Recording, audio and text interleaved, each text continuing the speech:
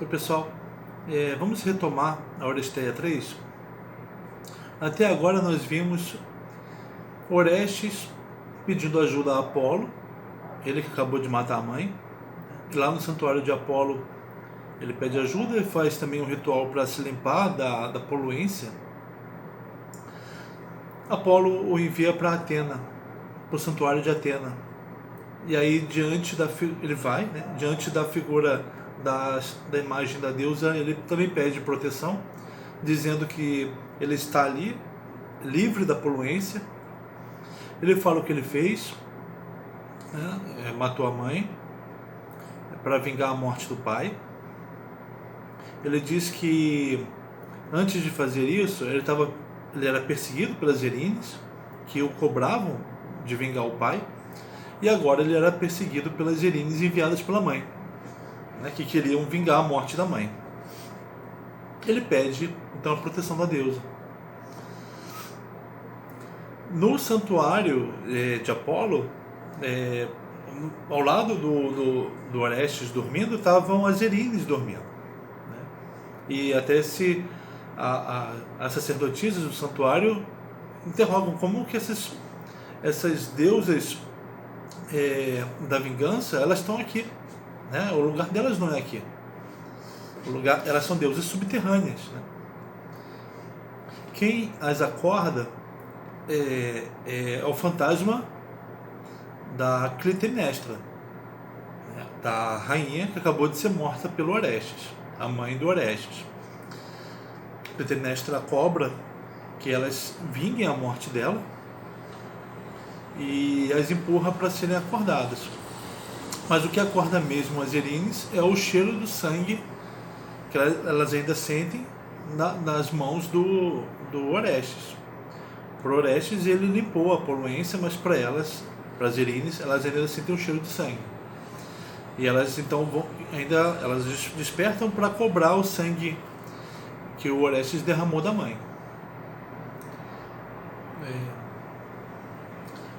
Nesse ponto, e as Erines, depois que acordam, se apresentam também.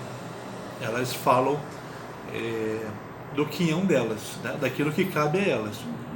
Elas são aquelas que vingam o sangue familiar derramado, e também vingam quando se desrespeita um deus, né? Elas também se apresentam então, né? Agora, no canto que nós vamos ler, a Atena, ela vai proceder de acordo com a natureza dela, de acordo com o modo de ser dela. Qual o modo de ser da Atena? Atena é uma deusa do combate, mas do combate com sabedoria. Ela é a deusa da sabedoria. Então ela procura saber. É aquela que interroga para saber das coisas. E elas querem que os outros saibam. Ela quer aumentar o saber dos outros, né? Então, para ela está diante de uma situação em que um mortal matou a própria mãe, e ele, do lado dele está Apolo, né, que é uma divindade olímpica, né, assim como ela, Atena, e esse lado, o Orestes, está reclamando a justiça do que ele fez, né? Por outro lado, tem as Erines, que são divindades filhas da noite, noturnas, da vingança, que também reclamam a justiça da causa delas. Tem um desentendimento então, né? É um não entendimento. Tem uma diferença. Erines e Orestes entendem que entre eles não há nada em comum. Atena, ela vai ouvir Orestes, agora nesse canto, ouvir Orestes, ele vai ter que se representar para ela, vai ouvir as Erines, e a Atena vai buscar que eles encontrem um acordo, né? Que eles encontrem um ponto em comum. Essa é a função da Atena, é buscar o saber. E o Torrano, que é o comentarista dessa edição que nós usamos, né? Tem outras edições da Oresteia, mas eu gosto muito do Torrano porque ele amplia a interpretação dele. Ele vai dizer que aí no julgamento a Atena vai chamar, como ela diz que não pode decidir sobre sozinha sobre a justiça, as concepções de justiça, então ela vai chamar cidadãos de Atenas que têm conhecimento sobre homicídios, né, especializados em homicídios. E também vai dizer que as duas partes do julgamento, cada uma chame suas testemunhas e chame os indícios que comprovem, que fortaleçam os próprios argumentos. Então a Atena ela vai, na atuação dela, na forma como ela vai conduzir a situação, o caso, ela vai, a peça, apresentando assim, vai ser um comentário sobre a forma como a justiça se dá entre os homens, né? Com partes diferentes envolvidas, cada uma dizendo, se apresentando, falando o que fez, falando do seu quinhão, né, daquilo que cabe fazer. Só que aí tem uma diferença. Vou falar então de uma coisa que, primeiro eu vou falar assim, você vai ver na fala do Orestes que ele é obediente aos deuses. E os deuses gostam disso, do homem que se apresenta, pede ajuda, proteção, e ele obedece o que os deuses dizem para ele fazer, né? Apolo havia dito para o Orestes matar a pessoa que matou o pai dele. O Orestes obedeceu quando Apolo disse para ele procurar Atena. Atena solicita que Orestes se apresente novamente, e Orestes obedece, e Orestes diz, né, como ele responde ao que os deuses falam, ao que os deuses querem. Isso é favorável, os deuses gostam quando os homens fazem isso, né? Quando o mortal sabe o lugar dele em obediência ao imortal, aos imortais. E por outro lado, as Erines, elas querem do Orestes e dos outros homens o tipo de justiça que elas defendem. A justiça do sangue é a justiça não é da obediência para aquilo que é mais racional, aquilo que é o mais racional, né? Que está na figura da Atena, do Apolo. Não, é a obediência a uma lei imutável e de aplicação inexorável. As Erines submetem todos os homens à lei uma lei muito antiga, né? Elas representam então nesse contexto numes, divindades muito antigas, enquanto os Atena, Apolo são divindades olímpicas, né? Divindades novas. Então, o tipo de obediência que os homens, ao que os homens estão submetidos é diferente. Em relação aos olímpicos, é uma obediência racional, né? Deliberada, enquanto a obediência que se tem às divindades antes dos olímpicos está mais ligada à coerção, né? À força bruta. As Erines são filhas da noite, né? A noite é imperiosa sobre os homens, né? a noite produz o sono, o sonho, são coisas que os homens não controlam, né? Recebem essas divindades, são tomados por eles. Outros filhos da noite, engano e discórdia, né?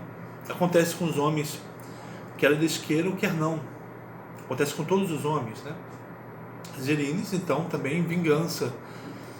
É a imposição da lei do sangue. É uma coisa que, se você infringe, você vai responder, e de forma inescapável. O que eu queria falar é o seguinte, estou entrando numa interpretação minha. A forma como nós entendemos as coisas hoje é uma forma atomizada, uma forma que separa, uma forma que individualiza. Nós entenderíamos a situação do Orestes dizendo: um homem, ele é um cara que cometeu um crime, e tem alguém que está acusando ele de ter cometido o crime, né? Alguém que tem um outro ponto de vista em relação ao dele, né? Um ponto de vista diferente do dele.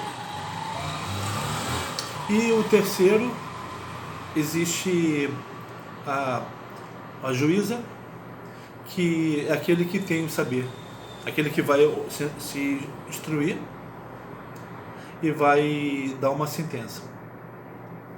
Isso é uma concepção estanque das coisas, né? Em que cada um seria um indivíduo com uma função separada, com um ponto de vista separado e totalmente diferente uns dos outros, né? Essa forma de entender não combina, não tem nada a ver com desse contexto do Ésquilo, do grego antigo. Por quê? O que as Zerines elas são uma lei que acontece, uma lei cósmica, né? Elas são uma função cósmica da proteção do sangue, da vingança contra o sangue derramado. Elas são uma força que acontece, que é cósmica, ou seja, ela acontece com todas as entidades, né? Elas se abatem sobre os mortais. Elas são imortais e elas se abatem sobre os mortais. Então a relação entre o imortal e o mortal não é uma relação em que de um lado está o imortal e de outro está o mortal. Não. Apesar de eles serem diferentes em natureza, o ser deles é diferente, a relação do imortal com o mortal é muito próxima, é de dupla. No seguinte sentido, todos os homens, eles são,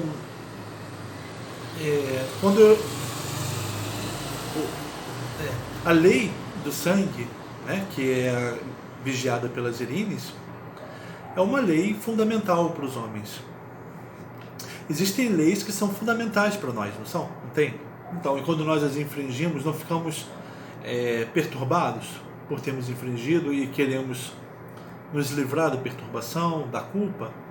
Então, elas são uma lei fundamental. Então, elas ajudam a fundamentar a natureza humana aqui. Então, a gente olha para esse contexto da Grécia Antiga para entender os diversos fundamentos, múltiplos e diferentes fundamentos da natureza humana. A vigilância contra o derramamento do sangue familiar é uma das dimensões da existência humana, né? De modo que isso não dá para entender a natureza humana separada desse fundamento, um dos fundamentos dela. Atena, ela também não é uma individualidade. Atena, como a deusa da sabedoria, a busca do saber, não é uma individualidade estanque. Ela é o oposto das Zerines. Mas também, Atena e Apolo, né, são opostos das Zerines, mas são inseparáveis das Zerines. Porque só a busca da vingança é que faz com que você responda procurando saber, procurando a razão. Forma uma dupla essas duas coisas. E também a Atena forma uma dupla com o Orestes. Eu ressaltei que o Orestes é obediente aos deuses, e os deuses gostam disso, mas não porque é um homem que é obediente a um deus, um indivíduo que é obediente a uma outra instância separada dele. Não. A obediência do mortal ao imortal, nesse caso, a obediência do Orestes a deus da sabedoria, é o homem que transita em outro aspecto da natureza dele, que é o que? A busca por saber. Então o que a gente está condiz mais com o espírito que a gente está aborda nesse canal, né? Procure entender aqui nesse canal, é que tem uma proximidade muito grande entre, embora uma diferença de ser, mas uma proximidade entre os mortais e imortais. O que nós podemos comentar usando aqui é que os homens, os mortais, eles são entendidos aqui nessas obras como tendo parceiros, que parceiros? A natureza das coisas. A totalidade das coisas faz parceria com os homens. Seja a totalidade das coisas no seu aspecto vingativo, seja a totalidade das coisas no seu aspecto luminoso e de esclarecedor. São parcerias que os homens têm. E é por isso que eu estou abordando aqui também no canal o livro Esferas, do Sloterdijk. Esse livro é útil para nós entendermos essa forma dos gregos verem, porque o livro ele quer que a gente pense, ele propõe que nós pensemos na intimidade, no compartilhamento de algo em comum entre os mortais e os imortais. E essa busca aqui da Atena, quando ela já está se colocando como papel de juíza diante do Orestes e das Erines, a Atena ela quer buscar o comum, né? Ela quer que ambos os lados falando, eles consigam se ouvir e verem onde eles concordam. Mas não uma concordância entre um indivíduo e outro, como nós temos hoje, entendemos as coisas hoje, né? Conversando a gente se entende. Não, nem isso. É uma concordância que tem a ver com o fato de um participar da natureza do outro. Não dá para separar as naturezas. Olha aqui uma passagenzinha dos Feras, que nós lemos no vídeo anterior sobre esse livro, né? Já em seus primeiros passos, portanto, a psicologia moderna dissolve a ilusão individualista que pretendia conceber os indivíduos como egos unitários, substanciais, que, à maneira de membros de um clube liberal, entrariam voluntariamente em associação uns com os outros.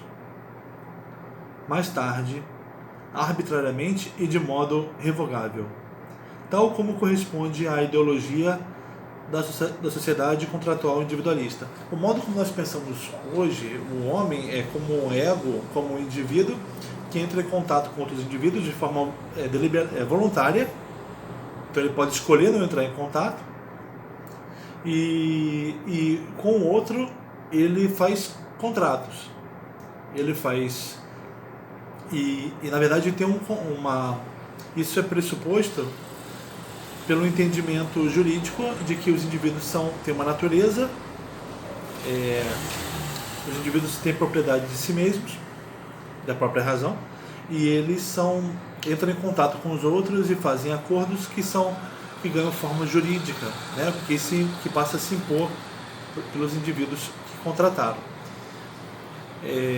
Aqui no que a gente está estudando, né, nesse ambiente da Grécia Antiga, não tem nada a ver com isso. Não existe, não há indivíduo no sentido de proprietário da sua razão, da sua própria vida, e que faz contrato com os outros. Não tem nada disso. Quando Atena quer que Orestes encontre algo, a Atena quer chegar a algo comum entre Orestes e as Erines, tem mais o sentido de qual é a natureza, qual é o interesse, no sentido, qual é dentro do seu quinhão, Erines, imortais, dentro do seu quinhão mortal, qual é a ligação entre vocês enquanto participantes da totalidade. Todos nós fazemos a totalidade, né? E cada um tem um quinhão. E como a gente então pode entender o nosso papel nesse todo aqui? O papel da iluminação, ele nega o papel da obscuridade? Sim, mas é inseparável. O papel do mortal nega o papel do imortal? Sim, mas eles são inseparáveis. Cada um tem um quinhão que forma a totalidade. Então, nós só, nesse contexto, só podemos entender o homem como tendo uma natureza muito complexa, porque a natureza é vista como, reconhecida como complexa aqui pelos gregos antigos, porque os aspectos que compõem a natureza deles são objetivados, ganham a figura das divindades, né? E são tratados nas obras. A gente olha e vê, nossa, que visão rica sobre o homem, que os gregos tinham. Não é rica porque eles reconhecem a complexidade dos homens, criando figuras e enredos para esses diferentes aspectos da natureza humana, né? Diferentes de entender o homem como uma coisa fechada em si mesma. Aí você acaba empobrecendo a concepção de homem assim, né?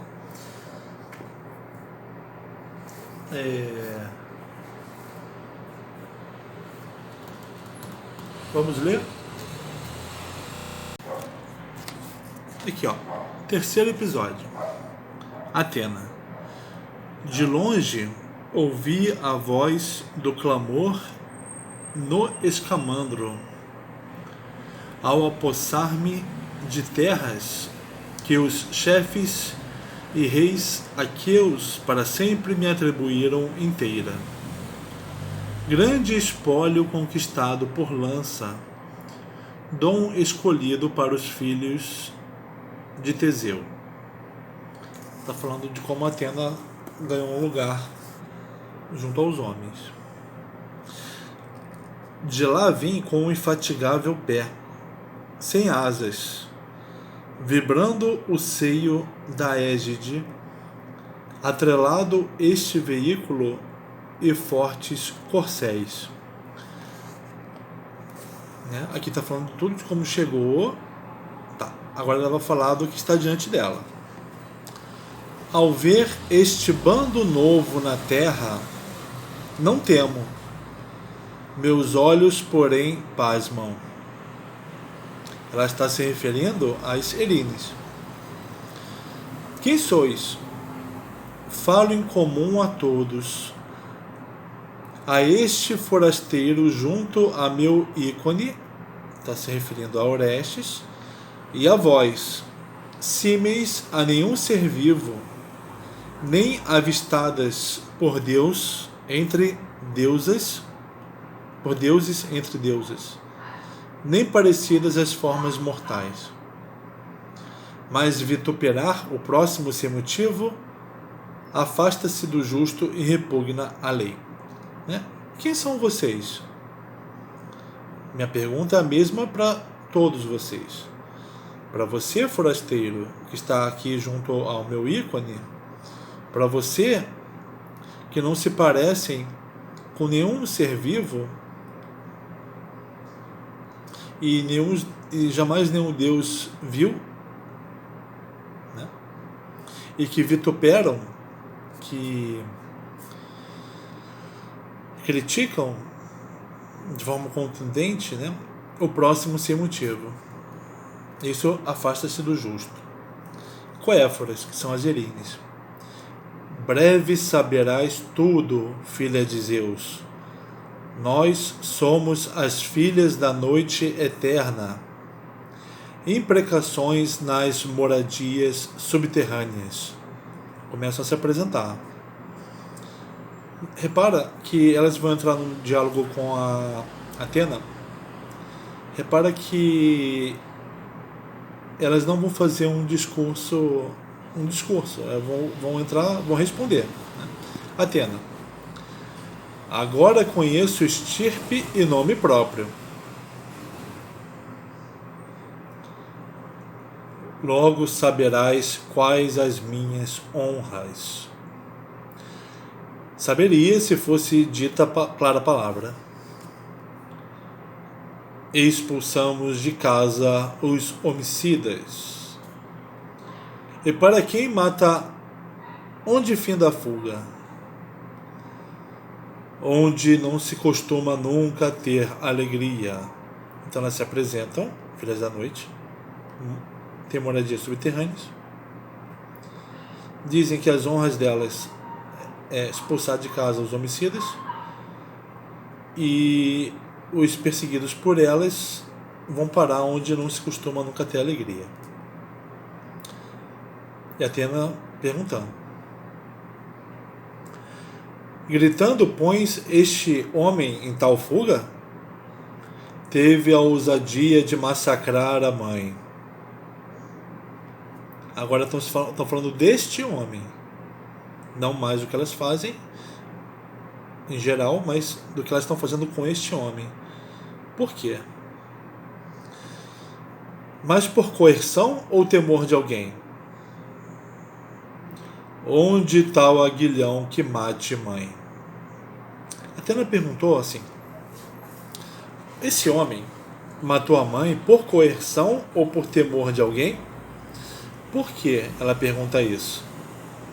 Porque é isso que Orestes antes tinha legado para a deusa, que eles foram estavam agindo, ele tinha agido, né? Orestes tinha agido por coerção de Apolo e por temor das próprias Erines, que já estavam perseguindo ele. Aí as Coéforas não respondem diretamente como elas estavam fazendo lá.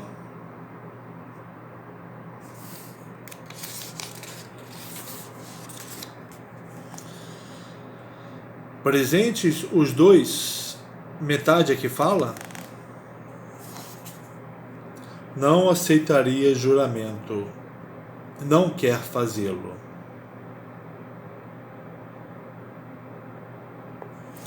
A Atena diz assim, antes ela tinha perguntado, né? Ele agiu por coerção ou temor de alguém? E as Coéforas: mas isso constitui aguilhão suficiente para matar a mãe? Né? Atena responde: bem, sem considerar a coerção, né, que sofrida pelo réu, estamos lidando com a metade da ação dele. Aí as Coéforas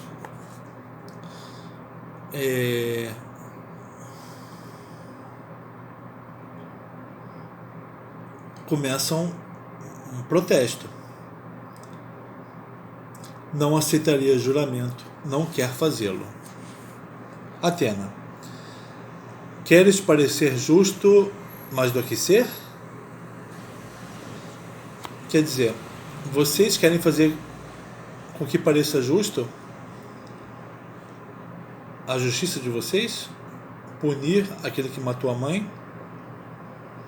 Querem que isso pareça justo? Mais do que ser justo, já que a ação dele tem que ser considerada também sob o ponto de vista da coerção do autor? Como? Explica. Não sem saber és tu. Aí as Coéforas não querem que a justiça delas apenas pareça justa. Então elas pedem que Atena explique como deve proceder a justiça. E elas atribuem o saber a Atena. Com juramentos, digo, injustos não vencem, mas submete a exame e dá reta sentença. A Coéforas pede que a Atena explica como agir justamente, para não só parecer justo, mas ser justo. E as Coéforas pedem que a Atena examine o caso, né?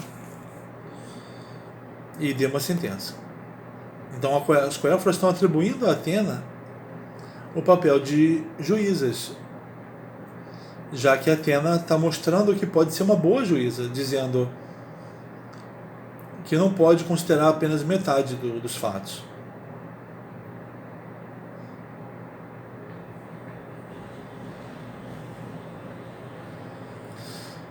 Confiareis a mim o termo da causa? Como não? Reverentes a mútua estima. Então tá. Nesse diálogo, Atena e Coéforas conversaram, Coéforas se apresentaram, disseram o que elas buscavam, o que elas buscam, e Atena chamou a atenção para se considerar os outros aspectos dos fatos. E Coéforas, então, a reconhecem como a pessoa que pode produzir a justiça nesse caso, né? Então agora Atena vai se dirigir a Orestes. Que dirás disto por tua vez, forasteiro? Fala de tua terra, estirpe e situação. Depois, repele de ti esta reprimenda. Se com fé na justiça guardas este ícone sentado perto de minha lareira, suplicante venerável como Ixion. Responde-me com clareza a tudo isso. A Atena pede a Orestes, então, que diga para ela chama de forasteiro, né? Para falar de onde ele vem, quais são os pais dele, qual é a situação dele, qual é o problema.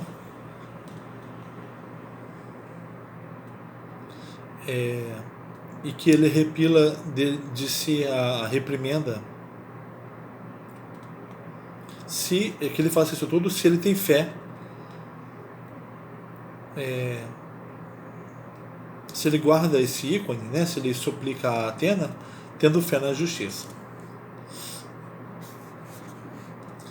Orestes: Senhora Atena, primeiro de tuas últimas palavras afastarei o grave cuidado. Não estou conspurcado, sem poluência nas mãos, sentei-me junto a teu ícone. Disso te apresento uma grande prova. É norma o homicida ficar sem voz até que a degola de uma res lactente na lustração do sangue o ensanguente. A prova de que ele está com as mãos limpas, para primeiro se apresentar a Atena, é que o homicida que não se limpa, não se livra daquilo que o conspurca, ele fica sem voz. Outrora fomos consagrados junto a outro palácio com rezes e os fluxos fluviais. Assim digo ser remota essa apreensão, e logo saberás qual é a minha estirpe. Sou Argivo, conheces bem o meu pai, Agamenon, o comandante da esquadra, com que fizeste sem forte o forte de Ilion. Ele sucumbiu sem nobreza ao chegar em casa. Minha mãe de coração negro matou-o envolto em astuto véu, testemunho do massacre no banho. Falando que o pai morreu sem nobreza. pelas mãos da astuta e de coração negro. Eu, antes exilado, ao regressar, matei quem me gerou. Não o nego. Punindo a morte do querido pai. Co-autor disso é Lóxias, Apolo. Ao predizer dores aguilhoantes do coração, se eu nada fizesse aos culpados. O Apolo previu que eu sofreria dores. As Erines iam me perseguir se não matasse aquela que matou meu pai, né? Se agir com justiça ou não, julga-o tu. Entregue a ti, seja como for, acatarei. Ele está demonstrando obediência à deusa da razão.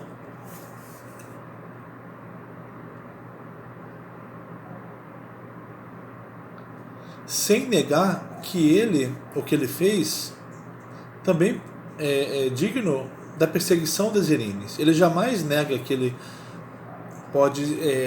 que ele não tem que ser perseguido pelas Erines. O que ele quer é ampliar o entendimento do que ele fez. Que não é só um assunto para a deusa da vingança, mas também é um assunto que merece ser entendido. As responsabilidades atribuídas a todos que participaram.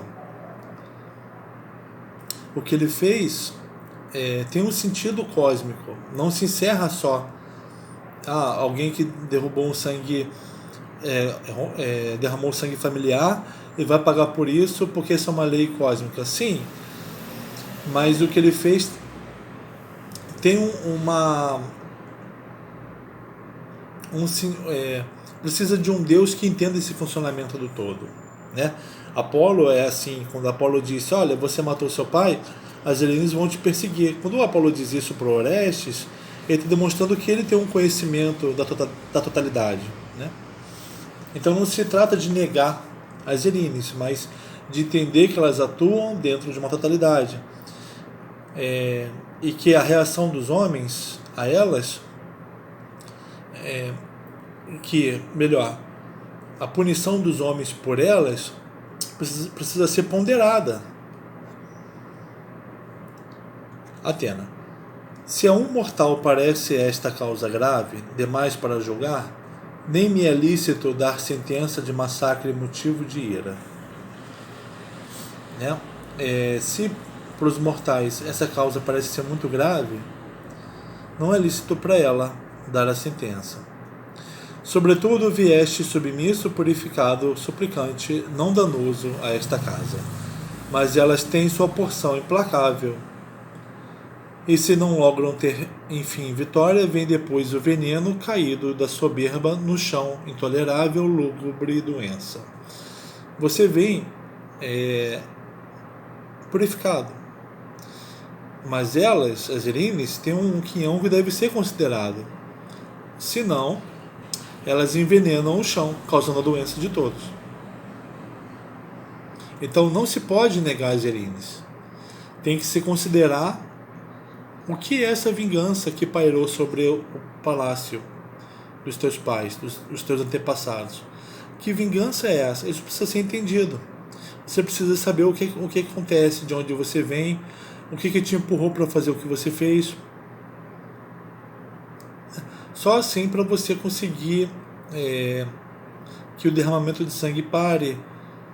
Eu posso te livrar das Erines, mas se elas não forem reconhecidas no quinhão delas, ela pode levar ao adoecimento da terra, entendeu? Da cidade. Tal é a situação. É difícil para mim acolher ou despedir sem mover cólera.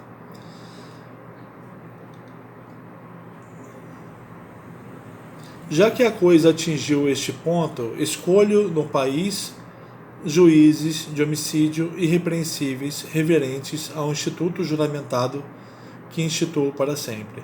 É difícil essa situação, porque tem o seu lado e tem um lado delas, que na verdade são causas de todos, né? De mortais e imortais numa mesma situação. E se eu não considerar os diferentes aspectos do que aconteceu, eu vou mover cólera.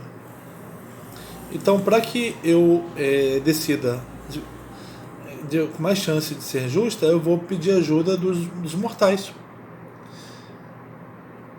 Então, ok, já que a coisa atingiu este ponto, escolho no país juízes de homicídio irrepreensíveis, reverentes ao instituto juramentado que instituo para sempre. Vós convocai testemunhas e indícios, instrumentos auxiliares da justiça. Seletos os melhores de meus cidadãos, terei a decisão verdadeira desta causa, sem que injustos violem juramento.